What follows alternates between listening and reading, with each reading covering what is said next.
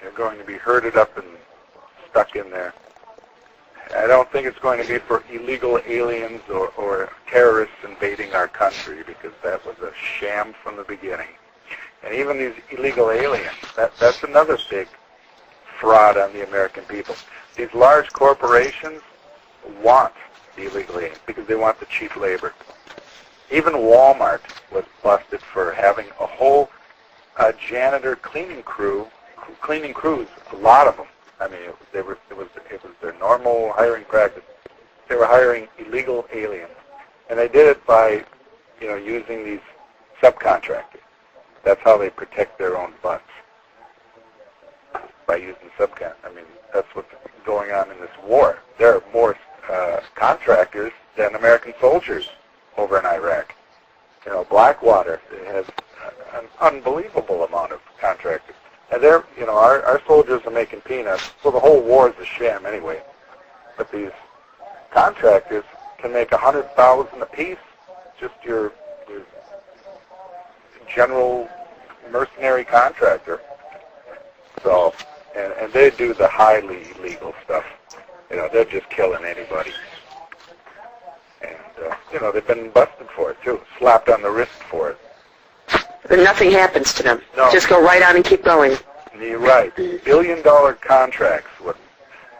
Blackwater gets these no-compete contracts for billions of dollars. So, that reeks of secret society involvement.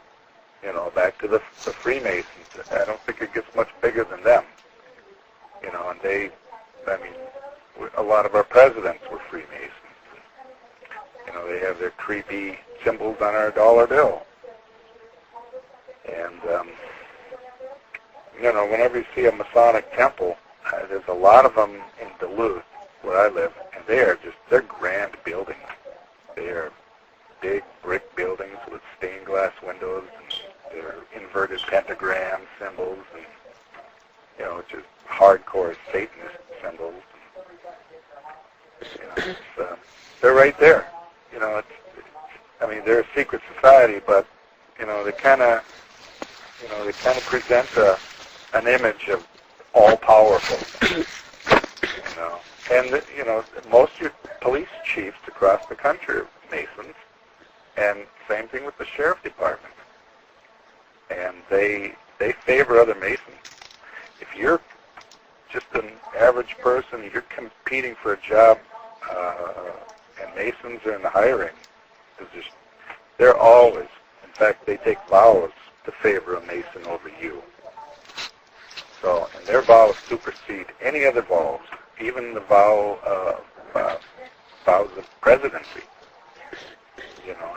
And our current president is a member of Skull and Bones, and that's kind of creepy. Yeah, it's very interesting, but that's not uncommon, is it? No, because they're sort of juiced in. They have, even owners of these giant corporations are, a great deal of them are members of secret societies, and Masons, they're right up there. They're the biggest one. There's approximately 5 to 6 million Masons in America. With a satanic foundation. Yeah, that's satanic. It goes right back to the times of the pyramids. Yeah. And I don't know if with JFK, he was going to expose a lot of this stuff that back then was not really as well known. He was going to retire J. Edgar Hoover, who was a top Mason. He was either 32 or 33 degree Mason. And he was in a permanent position where he would have his job till he died. And JFK was also going to dismantle the CIA because he knew that was just sort of a private army for the evil elite. and he was going to shut down the Federal Reserve Bank, which is charging every single American and their unborn children interest for printing money. It prints money with no gold backing and charges us interest, and it has a name like the Federal Reserve Bank. It's privately owned. The largest owner of the Federal Reserve Bank is the Rothschild family, the Masons, and richest family in the world, and they're not American. You know, the European family, and you know, what are they doing controlling us? And that is absolute control, when you can control our money.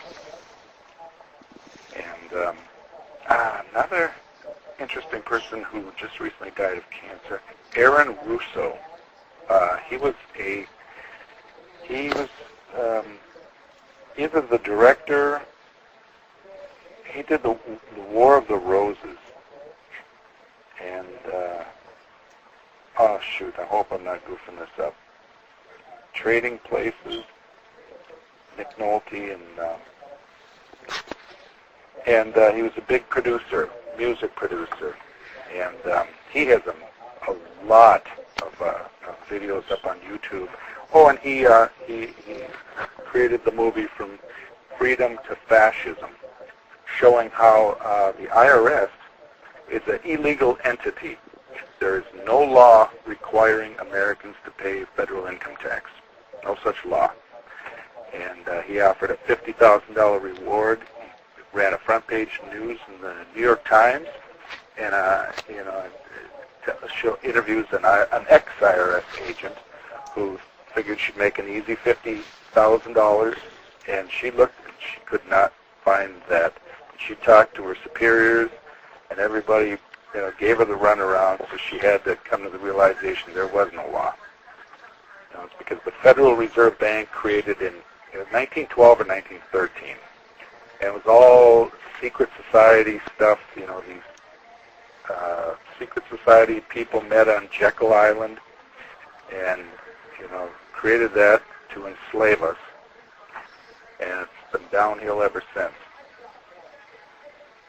You know, I always thought what I had heard about the IRS imposing federal income tax, this is a story I've read in the past and I've heard from other people, was it was imposed to catch Al Capone. Have you ever heard that story? They couldn't catch him on anything. So they put in this federal income tax, and he was finally caught for tax evasion. And they said that's the story of how they caught Al Capone. Now, maybe it's not true, or maybe it was just put in for that time period. But I would be very interested in finding out exactly if there is, like you said, a law when you know there might not be. I'm sure there isn't. So we're paying a lot of money every year for our taxes, and there may not be a law. And you know, another important point you're stressing is what does that tax money go towards? You know, he was explaining how, you know, not for the police. The schools and police are paid from property taxes. I know that, I'm a homeowner. You know, and state money seems to, you know, find, so mainly that money is going for wars and to help make the Rothschild family richer, and their consortium of hand-picked partners.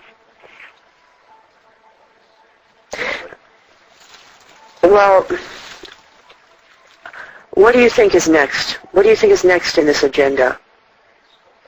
Oh, I don't know. I mean, they want people like you and